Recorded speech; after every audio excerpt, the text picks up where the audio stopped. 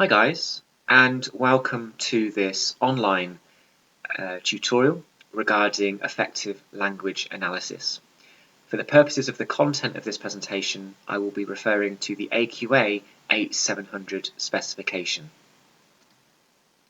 The aims of this session are threefold. First, to understand the requirements of language analysis questions. So before we even go into the detail of the questions, I want to all make sure that we know why the question is written the way it is, and what instructions the examiner gives us to help us. Part of this presentation will also be dedicated to reminding you of some of the strategies that you can use in order to develop your analysis. Some of them you might have already done before, some of them might be new. But the most important thing with language analysis, whatever exam board that you are using, the most important thing is that you can engage and reflect on the reasons why writers use the words and phrases that they do in as much detail as you can. So the strategies are there to help expand on your ideas, and then those ideas are what you put into your actual paragraph. And then thirdly, the third aim of this session is to show you how to construct effective language analysis paragraphs, which will be something along the lines of what you'll be writing in those exams. So in other words, putting it all together, how does this all come together in the exam in terms of what I write? So your teacher might be showing you this presentation in class. You might have spent weeks on language analysis already. This might be the first you've heard of it, or alternatively, you might be watching this video as part of your independent revision. So however or wherever you are using this video, I hope it will be useful. But I think it's also worth just contextualizing and introducing language analysis because it does underpin a lot of your marks in both exams. So as you might expect from a qualification that has the word language in its title, your ability to reflect and engage with and analyse why writers use the words and phrases that they do underpins much of your GCSE. I would go as far as to say that it's integral. It's very difficult to gain a GCSE in English language if you do not master language analysis. And that's probably the reason why it's assessed in both papers. So you might know this already, that paper 1 question 2, but also paper 2 question 3 are the language questions head on, so to speak, so the most explicit language questions. I want to preface this by saying that for the purposes of this presentation, I will be referring to paper 1 question 2 only, but because it is the same assessment objective, it's the same approach to the same question across both papers, and therefore you can still use a lot of the tips and strategies today for paper 2 as well. So those are the two explicit questions about language. However, some students don't realise that question 4 in both papers also requires you to draw upon writers' methods. And one of those methods is language. It can also be structure, but again, primarily it is language that will form the method that will enhance your response for question 4 in both papers as well. And for those of you who have already done some creative writing, or have also done the letters or the articles or the speeches for paper 2, you will know already that you are put in charge of your own language in those questions. So for the writing section, you are in charge of your own language choices, whereas for the reading section, you are commenting on somebody else's language choice. So you can see there that over half of the exam, or at least over half of the questions in both exams, are something to do with language. And therefore, it is very important that you spend the time getting your confidence to the max with language, because it will help you gain marks in those exams. I just want to preface this presentation as well, based on my experience of teaching students now. A lot of them say that language analysis is just about learning a long list of devices. And this is not the case. For some students, this panics them, and for some students, they think that a language analysis question is all about spotting the oxymoron or about spotting the simile. and it's not. What's actually more important is your ability to express your views in detail regarding the impact and the effects that the words and the phrases that writers use have had on you and your emotions as a reader. So it is not simply, here's a simile, here's a metaphor. It's more than that. You can still get a good mark for language without mentioning any devices, in fact. Yes, it is part of language analysis, the ability to comment on actual specific word types or devices, but it's not the be-all and end-all. So it's not about going into that exam learning a huge glossary of terms. It's actually about the way in which you expand on your ideas regarding the effects the words and phrases have had on you. So let's dive in then to what the question looks like in the answer booklet for paper 1. And I'm going to, in a second, go through some of the things to take away, because there's a reason why the examiner has decided to lay out and tell you these things, because they're actually helping you a little bit. So you can see that you get the parameters of the question at the top in terms of the line numbers. You then get the actual block of text which you are looking at for the question. You would then have the question underneath, and then you have the bullet points with the marks. What's important, and I always tell students this, is that you go into that exam with a highlighter, simply because it makes finding and retrieving information so much quicker.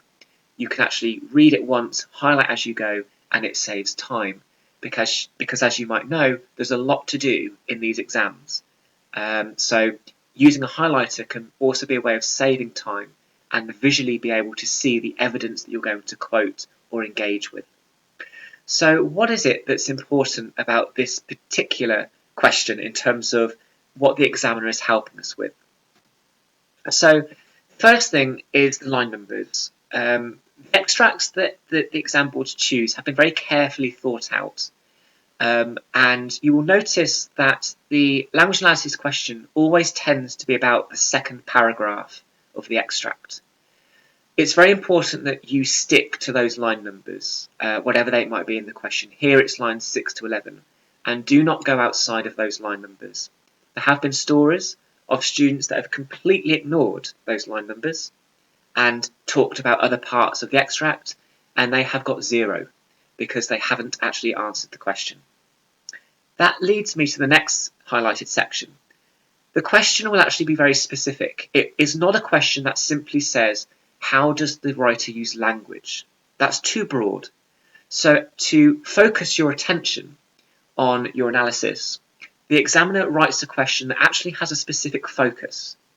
So in this example, the question is, how does the writer use language here to describe the effects of the storm? And that is important sometimes to highlight, because it's focusing your attention on what it is that the examiner is asking you. They're not asking you to analyse language generally about anything. They are asking you specifically about how the writer uses language to describe the storm. So everything that you should say in your response should be about the storm and not about anything else. So that's something else that students often want to highlight, is what is it that I'm actually being asked?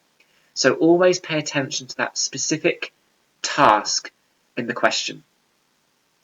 You then have the bullet points, and it's very nice for the exam board to give you bullet points because it reminds you what you could include.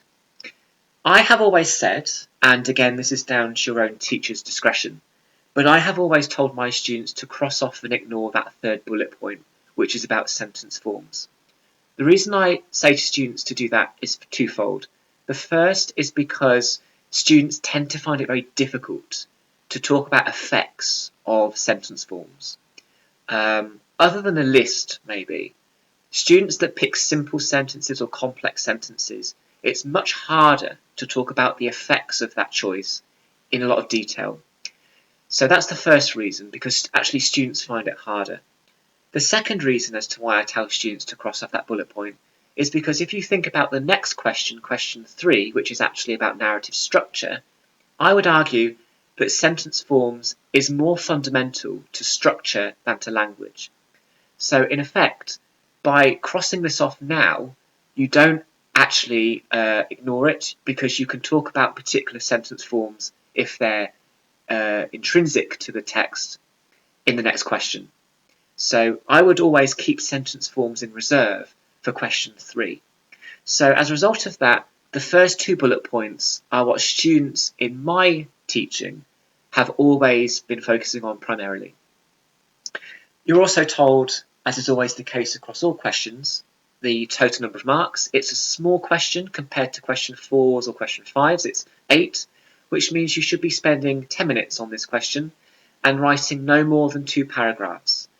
And that's important in itself, because students sometimes give themselves too much to do in the time, and they try and write 5, 6, 7 paragraphs and end up rushing it. And if you're rushing it, you're not actually thinking in enough detail about the effects of writer's choice of words. So again, what I've always told my students is I would much rather them write 1 paragraph in detail than try and do 6 badly. So you have to be realistic about what you can do in the time. 2 paragraphs, definitely maximum. So that is what is important about the way in which this question is laid out. So just to zoom in on those bullet points in slightly more detail, you have the first bullet point, which is words and phrases. So when we talk about words, we talk about adjectives, we talk about verbs, and we talk about adverbs. Those 3 fundamental types of word. For the purposes of this presentation, I'm going to assume that your teacher, or you know already, you've been taught already what these types of word are. So it's important to go into the exam knowing what these are. The second bullet point is to do with language features. So that is your similes, your personification, your list of 3, and so on. So whereas I said earlier that it's not about learning a long list of glossary terms, it's sometimes useful to go into that exam knowing kind of the main 10, like simile, like personification, like metaphor, because if you look back historically at all the papers that have come up over the last 4 years or so, those are the devices that tend to come up time and time and time again. But it is not about becoming preoccupied with these devices. What's more important is your analysis and your detailed insights into why and the effects of these words, why they have been used. So that is what those bullet points mean in detail. So let's go into an example of a question. And this is a typically worded question for paper 1, question 2. It's usually about how something is described to you. And if you think about it, going back to that previous slide, adjectives. Adjectives in their simplest kind of definition are describing words. Without adjectives, nothing would get described to us. So we know, for example, that if you are being asked how does the writer describe something, you can bet your bottom dollar that there's going to be some adjectives in there. And therefore, there's always a fallback onto adjectives, really. What's also important as well is that this is a relatively short amount of text. And in that amount of text, there isn't going to be hundreds of devices. It's just not possible. So students sometimes forget that they can actually look at individual words. They can look at verbs, adverbs, adjectives, and not talk about similes at all. Sometimes students go in thinking there's definitely going to be a simile in it. And then to their horror, they find actually there isn't. And then what do? And they panic. So knowing the verbs, the adverbs, and the adjectives, I would say are very important actually, because it gives you a fallback option in case there aren't explicit devices in the extract. So the first of 3 questions that we're going to look at today is what that question I just showed you was about the storm. How does the writer use language to describe the effects of the storm? So I'm going to read through this, and as I read through it, you might want to highlight particular words that jump out at you as to words that you would want to use in answer to this question. You can see there from the star at the bottom, I'm a big fan of students actively highlighting and engaging with the passage. You will find that the students that do better are the ones that annotate their extract, or are the ones that annotate their kind of writing, because it shows they are actively engaging and are confident enough to do so with the language. This is not something to be frightened of. It's something to show what you can do. So as I read this, you might want to use a highlighter I've also got a picture there. One of the strategies that I'm a big fan of is just showing students pictures of what is being described. So you can visualise, if you're a visual learner, you can visualise what it is the writer is trying to convey to you through words. And good descriptive writing is all about the senses. It's very sensory, very evocative. So descriptive writing is painting a picture with words. So that image is close to what the writer wants you to visualise in your head. So the extract says, what had awakened him was the noise from the storm, wind lashing the trees, rain on the rooftop, and thunder. He turned on the light with a sensation of being adrift in a boat, and pushed closer to the bulk of the large dog sleeping beside him. He pictured the roaring Pacific Ocean a few blocks from his house, spilling in furious waves against the rocks. He lay listening to the storm and thinking about the blackbird and about his mother, waiting for the pounding in his chest to die down. He was still tangled in the images of his bad dream. So that is what you have got to work with for 10 minutes. So I'm going to pause, because you might want to pause this video now, to highlight, and if you can, label the types of word, adjective, verb or adverb related to the words that you're highlighting. This is sometimes called zooming into words, or sometimes called neon words, because when you highlight them with a highlighter they turn neon. So that's where it comes from. So it's all about engaging with the extract. So I'm going to pause now, and you might want to highlight and write down the types of word that they are, and then this starts to form your response. So already you're starting to think about putting this together in a proper response.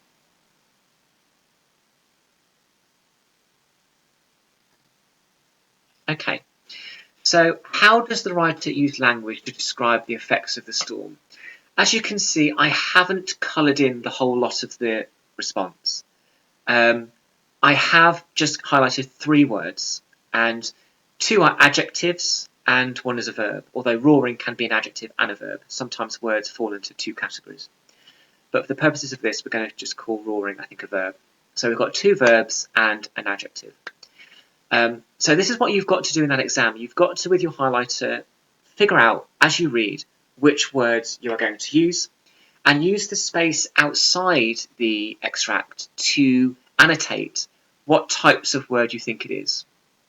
Don't worry too much if you're not sure, because you can just say the descriptive word or the descriptive phrase. That's better than saying nothing. So if you're not sure what type of word they are, you can just say word. So don't highlight too much. Remember, you only have 10 minutes, so you can't talk about every single word. And not all of that is relevant either, because the bit about the dog or his bad dream isn't really to do with the storm. So again, there are bits in there that you should stay clear of as well. So now that we've highlighted our particular words, we've now got to think about how do we turn this into something that becomes very confident and perceptive. So one of the strategies that you can do is actually ask yourself questions. So we're going to just pick on the verb roaring to begin with. That's the only word we're going to take forward for the purposes of this presentation. So in order to make sure that you are expanding in enough detail on the reasons why writers will use that word, you might want to ask yourself questions. So what does roaring mean? How might we be feeling if we roar? What does the word remind you of in terms of connotations? In other words, what other things roar that you know of that creates that sense of loudness, perhaps? How would you feel if you were in close proximity to something or someone that was roaring? How would you describe your feelings at that point? You can also, for language analysis, really show off your vocabulary skills by thinking about synonyms. So what other words could we use instead of roaring? And again, usually the students that have the most effective answers are not the ones that repeat roaring 10 times, but use synonyms. So part of your analysis could be actually coming up with some alternative vocabulary to express the same idea. And finally, what is the writer trying to get us to understand by saying the ocean is roaring? We're specifically told that it's the ocean that's roaring here. So what does the writer want us to understand? about the ocean by telling us that it's roaring. So your teacher might want you to write those down. I'm going to pause this now for you to either discuss these answers with a partner first, or as a class, or on your own, and jot down some bullet points perhaps as to what your responses would be to these questions. And then your responses to these questions will then form the basis of your paragraph, which we'll go on to in a second. So I'm going to pause the PowerPoint now to answer the questions to expand your analysis. Okay, so now that you have maybe thought about these questions, you might have got some answers like this, and this is by no means an exclusive list. You could have other things that are interesting. So again, I'm not going to go through this in too much detail, but what does roaring mean? Obviously, it's something that's loud, something that's often made by animals. So we're talking about something that's quite animalistic, something that's quite predatory. And if you can see there from the bottom, a common connotation that students tend to think of is lions or panthers or tigers, kind of very large animals that are predators. Some students think of loud jet engines, like big aeroplanes taking off. Or some people might think of thunderstorms, or even strict teachers that have a very loud, booming, threatening voice because they have misbehaving students perhaps. So these connotations are sometimes useful to help you contextualize how the writer is asking you to engage with a particular thing that's being described, or how you see something. If you were in close proximity to something that was roaring, chances are you would feel threatened, or very vulnerable, or scared, or in danger, because you'd feel powerless. You might feel very fragile. So if you imagine that you were in a cage with a roaring lion, you're probably not going to want to be there. So again, because you would feel very threatened, you would be at risk of harm. So again, that could be something you also put into your language paragraph. If we think of synonyms, you might be the old-fashioned type and want a traditional book thesaurus, but obviously synonyms and thesauruses can be accessed for free online through apps and Google and things.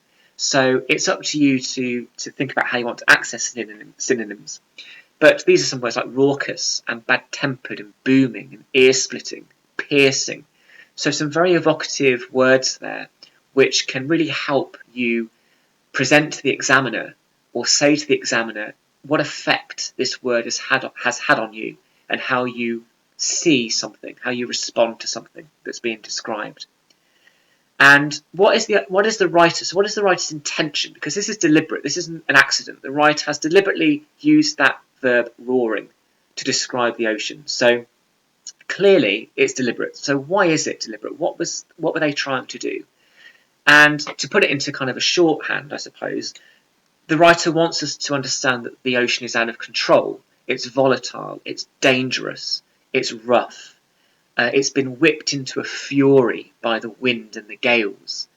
It's very loud. And some of you, for example, might have been on a boat once when it was very stormy and you got a bit seasick maybe.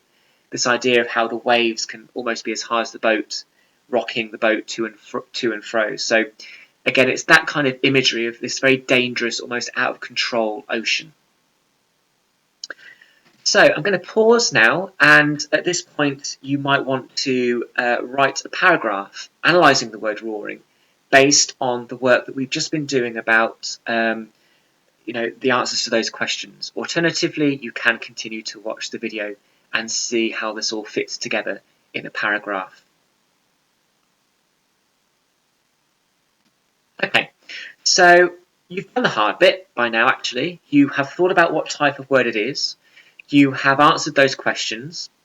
Now is the slightly easier bit, really, in putting it all together.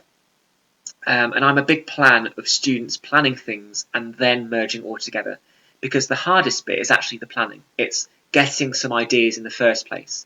And what's nice about English and what's nice about language is that you can listen to what other people think and incorporate their views in your own response and sharing ideas. So in order to write an effective paragraph, it might look something like this. So this is what you're aiming to write in order to at least get 4 out of 8 or more of the question. So the writer uses the violent verb roaring to describe how the storm has made the ocean intimidating and threatening, and how the strong winds have whipped the ocean into a fury. Roaring has connotations of the strong, predatory animals such as lions, panthers, and tigers that hunt on weaker and smaller prey. It could also refer to people who shout very loudly, such as strict teachers, conveying a sense of dominance in relation to their students. As readers, we feel that the ocean is deafening and mighty because of the storm, creating large waves that boom against the cliffs. It would suggest that the ocean is very dangerous because of its power and strength in relation to everything around it. Moreover, roaring and furious waves both suggest that the sound of the ocean is ear-splittingly loud, as if untamed and out of control like a wild animal. This is a powerful and evocative word which reinforces the animalistic and intimidating nature of the ocean because of the storm. So this is a good response, and I'm deliberately using quite broad terms like effective and good, because I'm not really interested in specifically what level or what mark this got or what grade this got. I'm more interested in showing you work that is definitely going to get you half marks or more, which is what you need to get in order to get the GCSE overall. So I'm not so much interested in specific marks. So what is effective about this particular paragraph? So you can see I've colour-coded with the mark scheme in mind what it is about this response that is very good. So the green, first off, we can see that the student has used a variety of vocabulary which is very sophisticated, which is all to do with analysing and evaluating the impact that this word has had on the description of the ocean on the reader. So words like intimidating, deafening, untamed and out of control. I love that phrase, whipped the ocean into a fury. So that is also that's showing some confidence and it's showing some perception. We've also got the verb roaring. We've got some quotes as well, some evidence as well below. So they've clearly used evidence and correct word types. The grey bit is they have contextualised what that word is actually doing. What is that word there for? What is its job? What is it telling the reader? Because it hasn't just been slapped in this extract for nothing. It's been put there deliberately by a reason. So to describe how the storm has made the ocean intimidating and threatening, that's what it's doing. That's what that word is doing to us. It's telling us specifically about the ocean and how it's behaving. We've then got a quite large chunk in the middle to do with connotations. They've mentioned predatory animals. They've also mentioned strict teachers. And linking both of those connotations together by talking about dominance and how that might make things around it, like prey or students, feel a bit more powerless and a bit nervous. And then what really pushes this response up is the fact that the candidate ends with some evaluation. This is a powerful and evocative word which reinforces the animalistic and intimidating nature of the ocean because of the storm. So the pink bit there at the bottom, evaluation is a high-level thinking skill. So if you can evaluate the writer at work and say that the writer has used an effective or evocative or emotive or important word, you're actually pushing your analysis up into evaluation, and that's a high-level thinking skill. So by colour coding that response, you can see what the examiner would be quite impressed with. It's also clearly well written and very coherent and shows a high level of confidence and skill regarding the effects of language. Often what students forget to do is mention readers. You are the reader.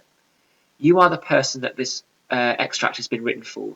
So you are talking about yourself. So when you say as readers, you're talking about effects, but you're also talking about the effects on you because you are the reader. So you can also talk about I if you want to.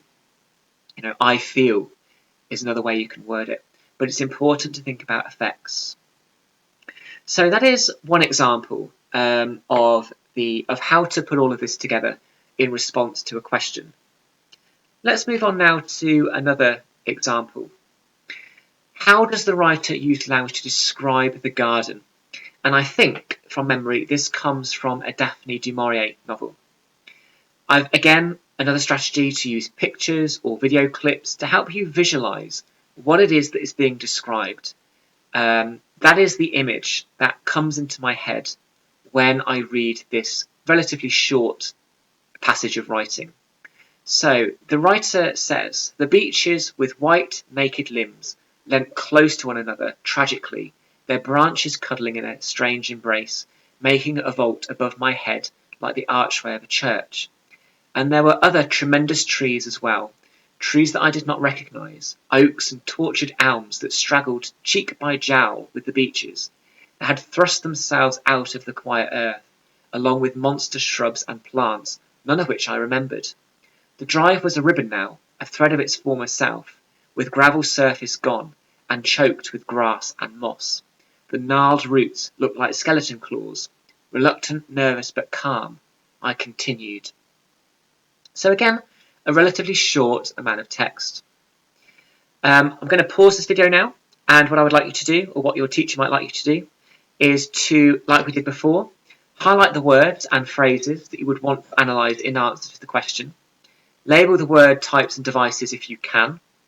And then once you have chosen your words and phrases, write down why you think the writer has used them and the intended effects of them. So what does it make you feel? What does it make you think? Again, a top tip would be to put yourself in the shoes of this narrator and to put yourself in the position where you are walking through this garden yourself. How would you feel if you were walking through this garden with this kind of tone and atmosphere that was described?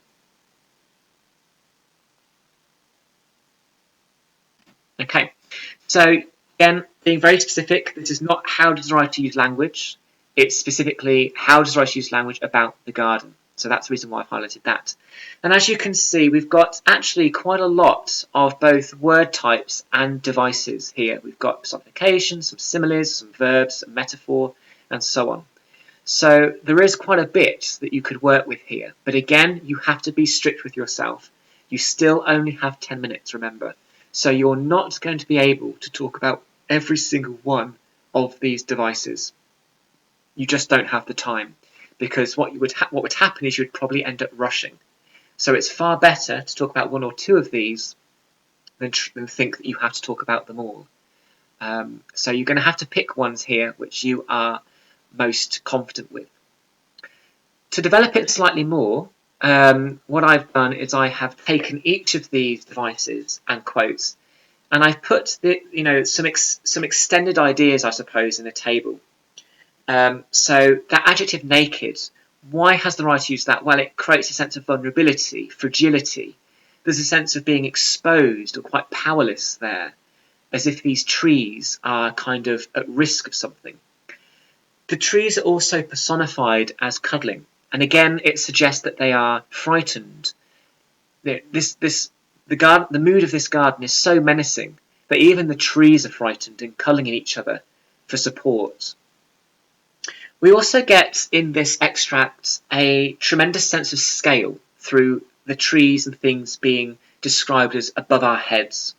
So that's similarly like the archway of a church. You can almost visualise a very tall chapel or cathedral-like archway at the entrance, which seems very domineering, but also quite ominous. Some people, for example, have walked up to a skyscraper and they look up, and because of the clouds, the way the clouds are moving over the top of the skyscraper, it actually looks like the skyscraper is falling. It's a kind of an optical illusion. So sometimes people don't like being stood next to very tall things because it creates a very kind of disorientating, towering effect. That is reinforced through the adjective tremendous and the alliteration tremendous trees. Again, that sense of scale. I've got a picture there of a very tall tree that makes you feel very, very small next to it. So if you are surrounded by these very tall trees, it actually sounds very claustrophobic and very oppressive, particularly if you are up close underneath them, I suppose. And we've also got that verb thrust, which suggests great force, a sense of power. It's almost as if this garden is growing before your eyes and almost out of control. I love the word malevolent, which means kind of evil, and also quite malicious. So it's almost as if you enter this garden at your own risk, almost, at your own peril, because you don't quite know what's lurking beneath the undergrowth that's out of control and growing before your eyes. Second half, again, we've got the adjective monster because it's describing the plants. And, you know, when you are surrounded by very large trees or shrubs, it's very easy to get lost. There is something quite monstrous and large and overbearing about, obviously, monsters, connotations of monsters, if you think of Frankenstein's monster, for example. So again, this sense that this is not a garden that's being depicted in a romantic or pretty way.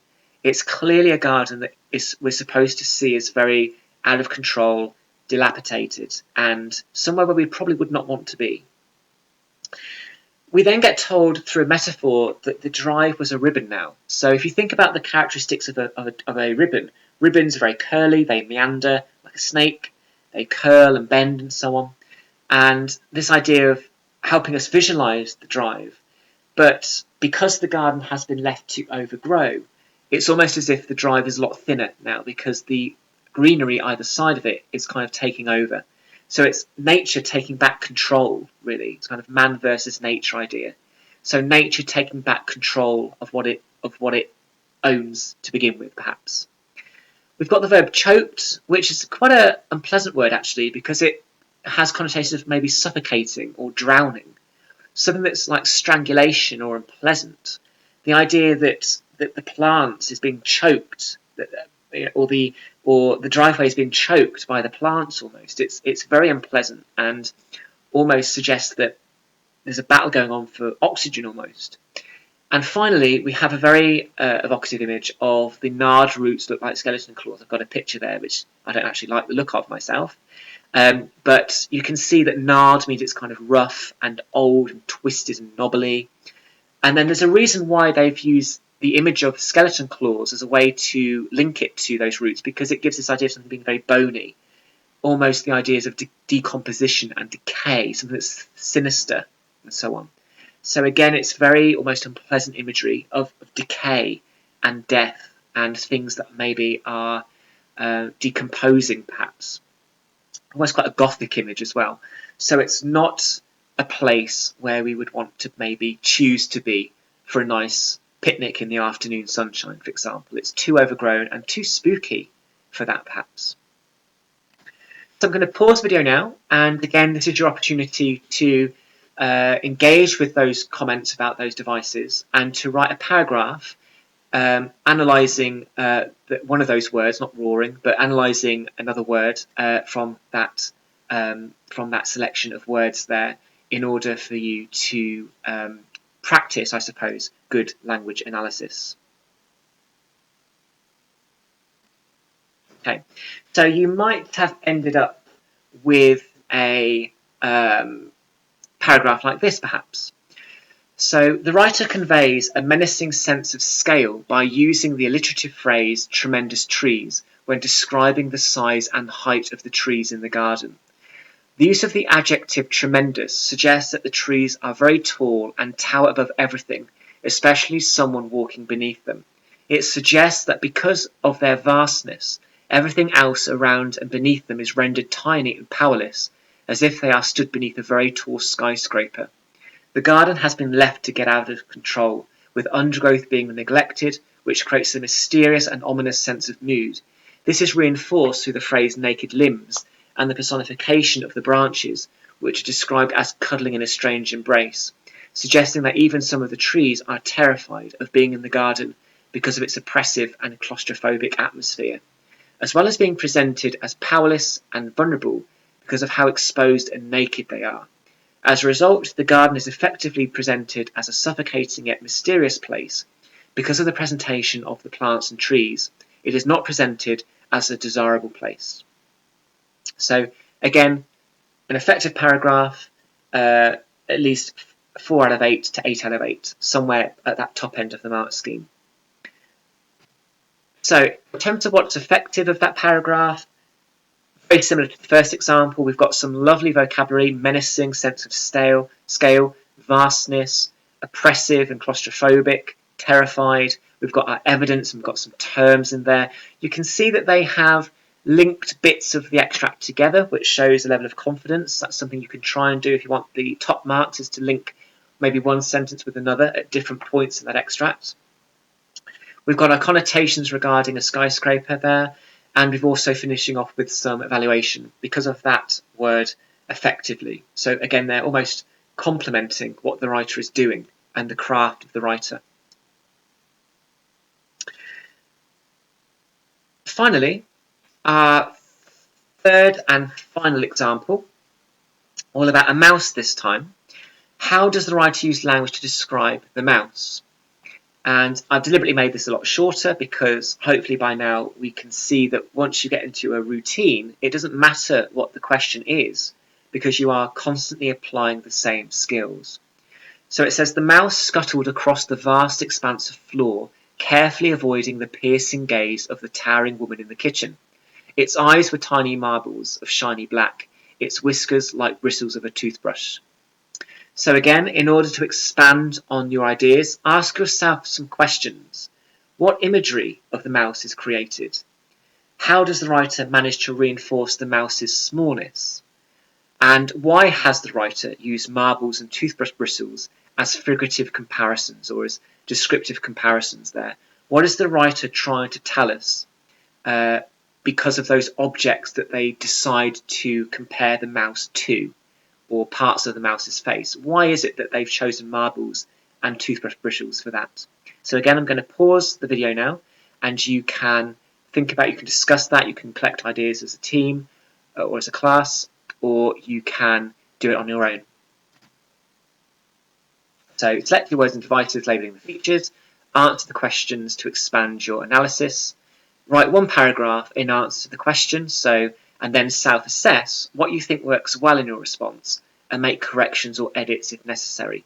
So this time, you're doing it much more on your own. From start to finish, you have the text, you go from highlighting the devices to answering the questions, expanding your ideas, and then putting it all together in a paragraph, and then perhaps looking at what you've written and then self-assessing how you think you've done, with the opportunity that you can tweak it if you need to as a part of the learning process. Okay, so again, going towards the end of the seminar now, I've got here two colours. The green words and phrases show a sense of smallness, and the yellow words show a sense of largeness or scale.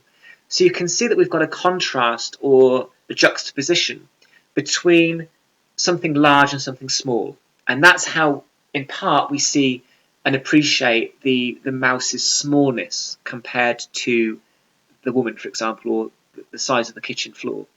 So in order to write an effective paragraph, you might have written something like this. The writer emphasises the smallness and vulnerability of the mouse by using the secretive verb scuttled. This reinforces the mouse's movement, as if it is running as fast as it can in short steps to escape the dangers while it is in the open.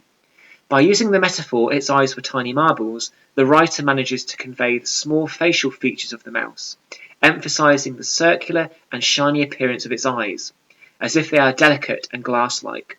Moreover, the simile in which the writer compares the mouse's whiskers to being like the bristles of a toothbrush foregrounds the coarse and wiry nature of them and helps create a sense of imagery, while also capturing the small features of the mouse's appearance. In contrast, the adjectives vast and towering emphasise how large the floor space appears from the mouse's perspective and how tall the woman is in comparison. The phrase, piercing gaze, implies that the woman is predatory and powerful compared to the mouse, as if her eyes are like the angular and sharp observations of a predator, such as a hawk that hovers above before swooping down and grabbing the mouse with both claws.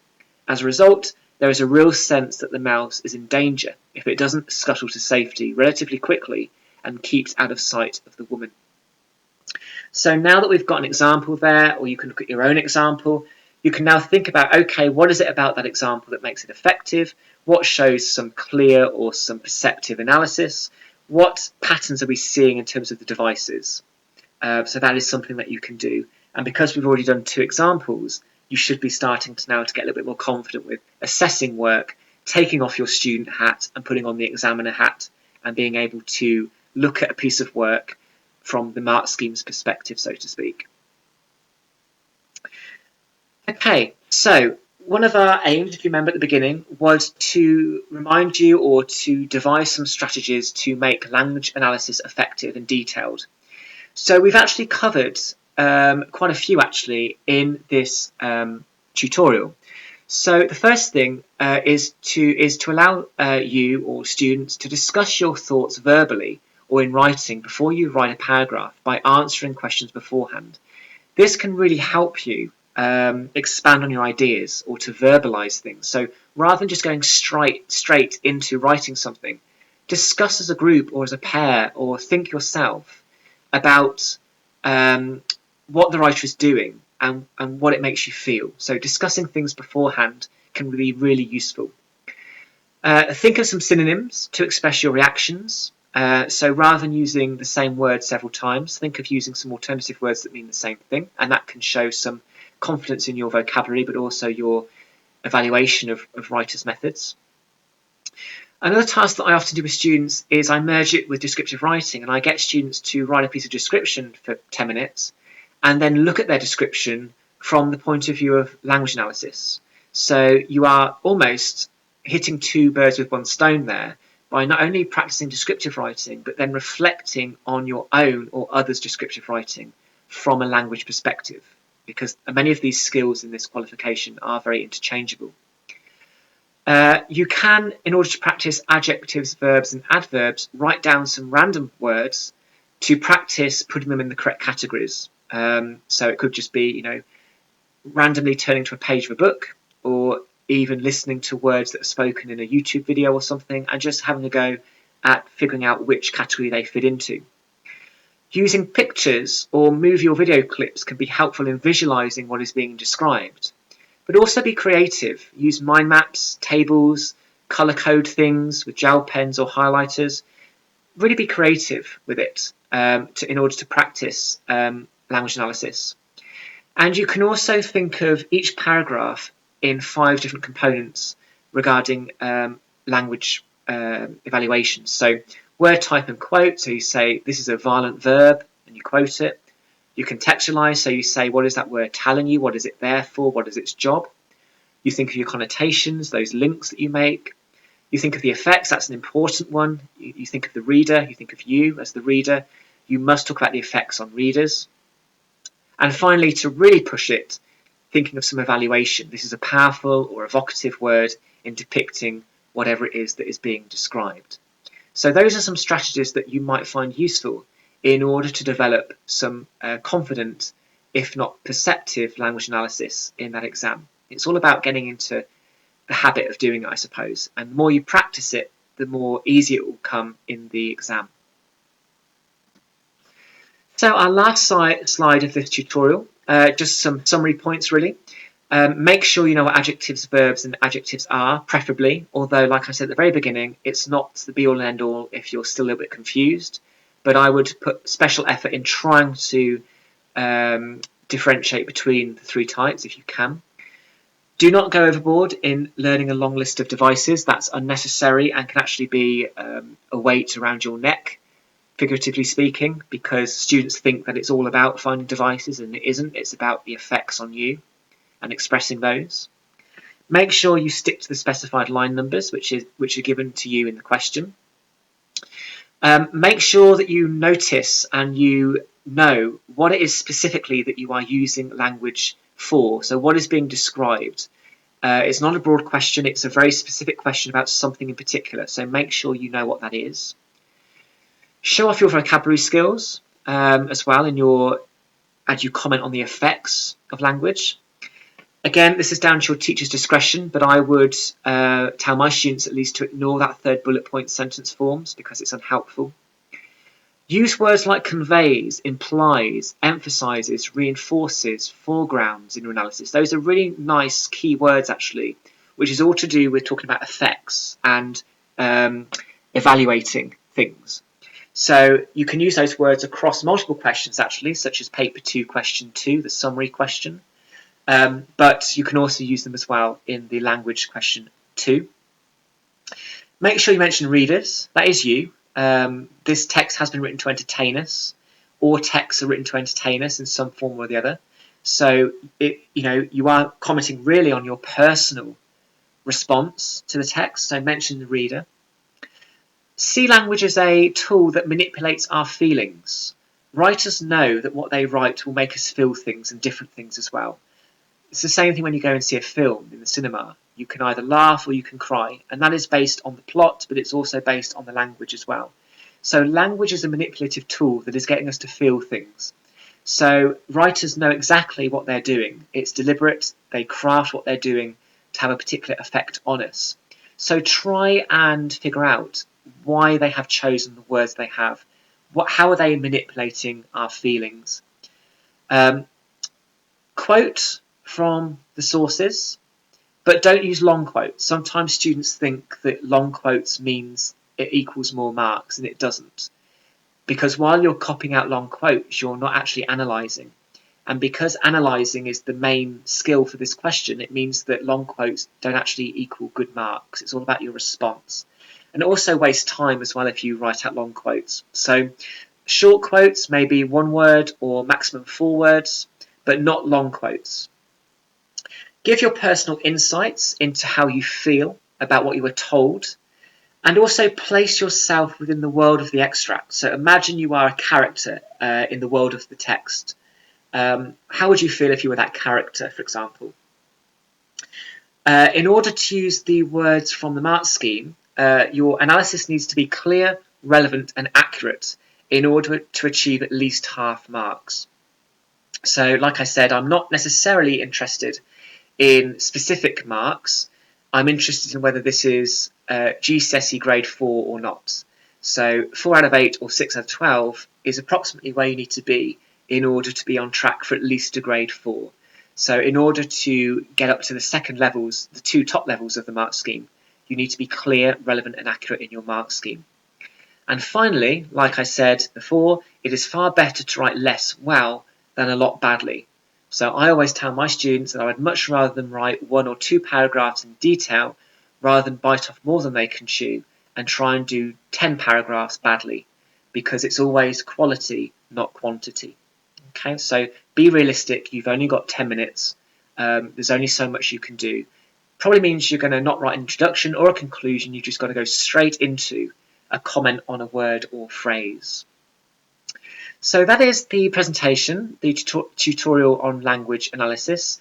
Thank you very much for listening, and I wish you all the best in your course.